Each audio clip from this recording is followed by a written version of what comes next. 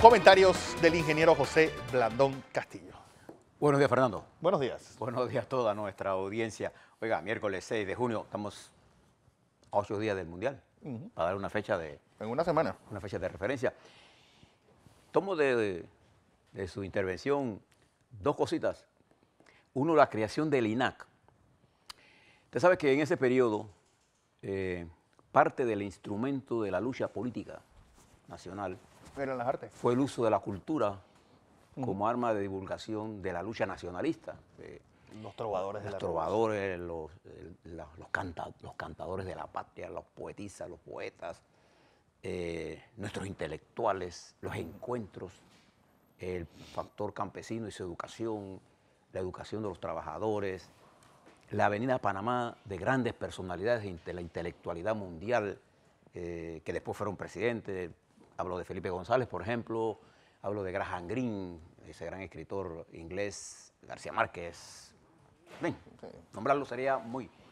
Me llama la atención, por ejemplo, que en un gobierno del Partido Panameñista, Arnulfo Arias, caracterizado por su nacionalismo, que una vez incluso vistió a todo su gabinete de Montuno en Ojú, era muy propenso a fomentar el sentimiento nacional. Bueno, un partido que se llama panameñista por algo. Para crear la unidad nacional. ¿Cómo eso se ha olvidado? Porque estamos más interesados en lo material que en lo que realmente forma la ciudadanía, que es la educación y la cultura. Sin cultura no hay cambio en ninguna sociedad. Por eso que las élites dominantes le interesa a ustedes mantenerlo ignorantes, con simplismos para mirar la complejidad del mundo. Y ahora con tweets falsos para engañarlos. Por eso hay que tener una búsqueda permanente de la verdad, que es lo que le ofrecemos a ustedes toda la mañana. Y lo otro, usted hablaba de la operación Normandía, pero se le olvidó mencionar que hay otra operación en marcha, nueva, se llama la Operación Freddy y el asalto a la Asamblea. Es el desembarco de Garbo, sí. El nuevo Garbo. Ahí les daba cuenta ahora al regreso, cómo la Operación Freddy y el asalto a la Asamblea está funcionando. Le voy a dar detalles que no se han dado a los medios de comunicación, para que usted tenga una idea de lo que pasó anoche y lo ponga en perspectiva. Oiga, en fútbol cosas están pasando también interesantes. Hoy juega Panamá, su último Juego amistoso. Juego amistoso a la 1 de la tarde, así que usted programe su almuerzo bien y miremos a nuestros muchachos, que nos van a dar la satisfacción de estar en el escenario mundial. Pero ocurrió una noticia para mí trascendental desde el punto de vista humano y político, pero más desde el punto de vista humano.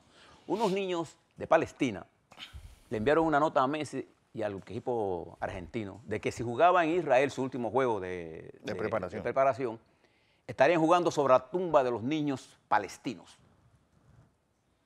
Un mensaje fuerte, o sea, no fuerte en el sentido militar, no, en el sentido humano. Y esto hizo que la Federación de Fútbol de Argentina desistiera del juego. Ayer el presidente Netanyahu hablaba con Macri, presidente de Argentina, para pedir que ese juego se diera. Creo que el juego no se va a dar. No se va a dar. No se va a dar. De manera que esos efectos y ya están llegando los equipos a Rusia. Por ahí ese gran director Mourinho ha hecho un pronóstico de cómo van a pasar todos los equipos. No le voy a decir de G porque yo voy a Panamá, ¿no? Pero dice Mourinho que ya él definió un riesgo que se toma. Estamos hablando de un hombre que sabe de fútbol y tiene por qué saberlo. Bien. Mientras esto está pasando y el fútbol se va a tomar, todo el mundo, incluyéndonos a nosotros, en los próximos días. Mientras sigue la Operación Freddy. Fíjese lo que está ocurriendo en el mundo. En los Estados Unidos ya se preparó el encuentro entre el señor Trump y el presidente de Corea del Norte, Kim Jong-un. Y fíjese lo que sale. A esa reunión no va el consejero de seguridad de los Estados Unidos, John Bolton. Fue aquel bigotudo de leñadura. Ese fue el que propuso que a Corea le debían bombardear con bombas nucleares. Y que cuando Pompeo, el secretario de Estado, estaba en Corea, dijo en una cadena de televisión, la CBS de los Estados Unidos, que a Corea del Norte había que aplicarle el modelo de Libia. Destruirlo y adiós. Y eso irritó tanto a los coreanos que puso en peligro la reunión. Entonces, ayer fuentes del Departamento de Estado le confirmaron a CNN que entendían que lo que Bolton habían hecho era un boicot a esa reunión. Como consecuencia, el señor Bolton no va a Singapur. Miren cómo está este mundo. Pues, y por otro lado, ayer les di una fecha equivocada. La reunión del G7, equivocadamente dije que era el día 6, es este viernes. El viernes y el 9, viernes y sábado, 3 días más tarde, el presidente de los Estados Unidos partirá hacia Singapur para la reunión con Kim Jong-un. Está por verse si el presidente de los Estados Unidos asista a Canadá. La reunión se va a celebrar en Quebec, en el área de la Malbaie. Es una área lejana, ya todo el aparato de seguridad. Ahí estarán los 7 países del G7, o lo que el ministro de Finanzas de Economía de Francia llama la reunión de los 6+1. Allí, los países de Europa van a pedirle a los Estados Unidos, entre ellos Francia, Alemania e Inglaterra, que los excluya de la lista de no poder tener comercio con Irán. ¿Y por qué? Porque tanto Francia, Alemania e Inglaterra tienen fuertes inversiones en Irán. Afectarían el comercio de estos países, porque de acuerdo a la posición de Estados Unidos, todo aquel que comercie con Irán en sus sanciones no podrá comerciar con los Estados Unidos. Entonces saca de juego a todo el mundo. Una cosa lo que le hicieron a Wackett, por ejemplo. Lista Clinton versión versión para los blancos. Para los blancos. Entonces, la reunión del G7 se va a convertir en una función de 6 contra 1. Recuerde que el G7 afectado por decisiones de los Estados Unidos de salirse del cambio climático, de salirse del plan de control de armas nucleares en Irán, de poner sanciones, va a ser duro para el presidente de los Estados Unidos. El no asistir lo dejaría muy mal. El asistir pondrá en evidencia al mundo contra. Peor. Vamos a ver qué pasa. La incógnita más importante de la reunión es que asista el señor Trump. Si asiste, entonces la confrontación entre estos 6 de Europa y los Estados Unidos. No importa lo que digan, ya México tomó algunas decisiones, por ejemplo. Aumentó las tarifas, es una traducción equivocada, los aranceles.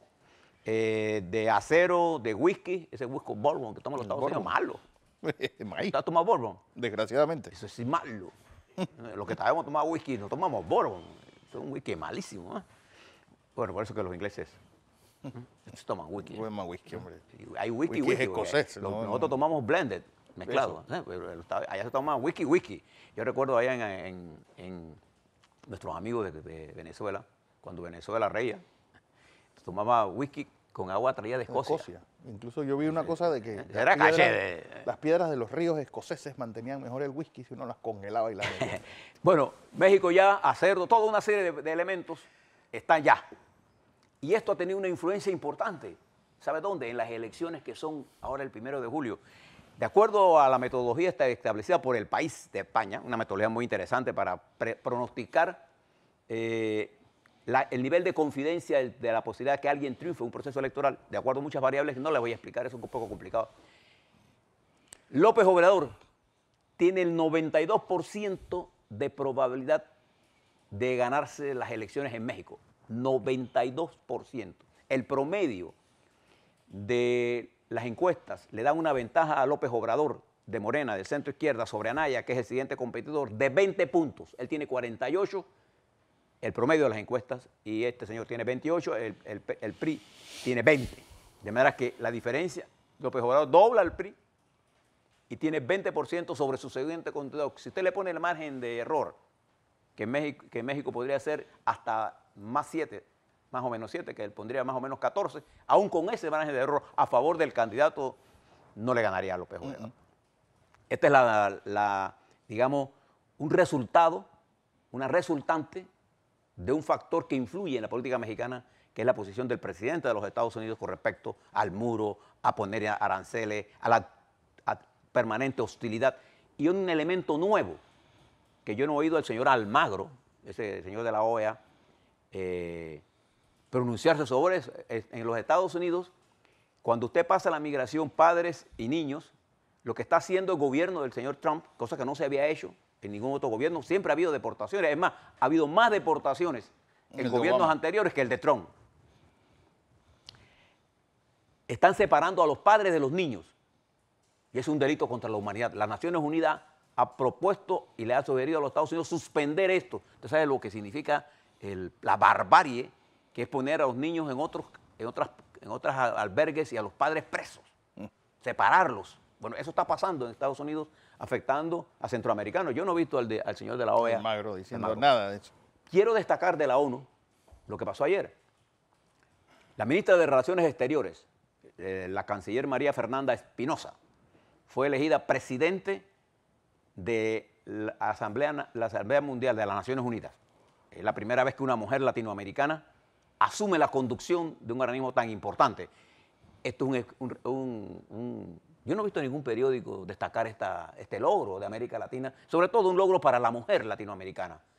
La primera mujer, le tocaba el bloque de nosotros en la región y fue ella, la canciller de Ecuador, la doctora María Fernanda Espinosa, quien se asume la conducción, y Panamá también, ahí está, esa que ustedes ven allí, esa es la nueva presidenta de la Asamblea Nacional. Panamá tiene una vicepresidencia, que es importante lo que está ocurriendo. Bueno, ojalá la gente destacara esto, porque es importante. Cada vez que una mujer llega a esos puntos hay que destacarlo, porque tenemos que tener más mujeres en posiciones de definición. Con respecto a la situación en el Mediano Oriente, fíjense que Irán, en el marco del acuerdo, ha tomado la decisión de aumentar el enriquecimiento de uranio, combustible base para la formación de armas nucleares. A pesar de que esa decisión está amparada en el tratado, la respuesta, el argumento político militar que da la dirección de Irán es lo que llama la atención.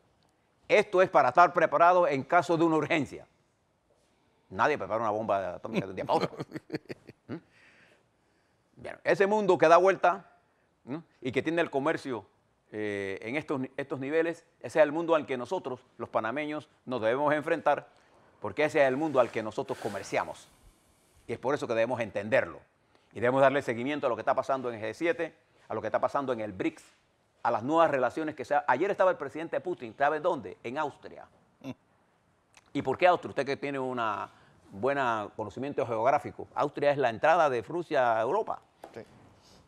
Y allí ambos el presidente de Austria y el presidente de la Federación Rusa se comprometieron a estabilizar el suministro y garantizar el suministro de gas y petróleo a Europa. Mire lo que está haciendo Putin, consolidando su liderazgo en una Europa abandonada por los Estados Unidos. Mientras en los Estados Unidos el presidente se enfrenta a una decisión. Paul Manafort, miembro director de la campaña del señor Trump, ha sido acusado por el fiscal Mueller de contaminar a testigos para que declararan a favor de manipular testigos, y ha ordenado, le ha pedido a un juez que lo detenga y lo ponga preso. No por las investigaciones, sino por esta acción, porque él es un peligro. Y esta ha sido una razón para detener a alguien. No como aquí, que aquí lo detienen a uno porque le da gana al fiscal. ¿Ah? La detención que está pidiendo el fiscal Mueller es porque él está manipulando testigos para cambiar testigos del gobierno a favor de él. Eso es lo que tiene el presidente Trump atormentado por este problema, y ese es el hombre que está detrás de la potencia más poderosa del mundo. A la vuelta, ¿qué está pasando con la Operación Freddy en este país? ¿Y cuáles son las consecuencias de lo que está pasando? Pero más información, porque cosas que se dijeron ayer se repitieron sin estar de fondo de lo que pasó. Le tengo el detalle de qué fue realmente, cuáles fueron las cifras que utilizó el Contralor y de dónde provienen sus cifras que él atribuye a la planilla 080. Ahora se le cuento, a la vuelta.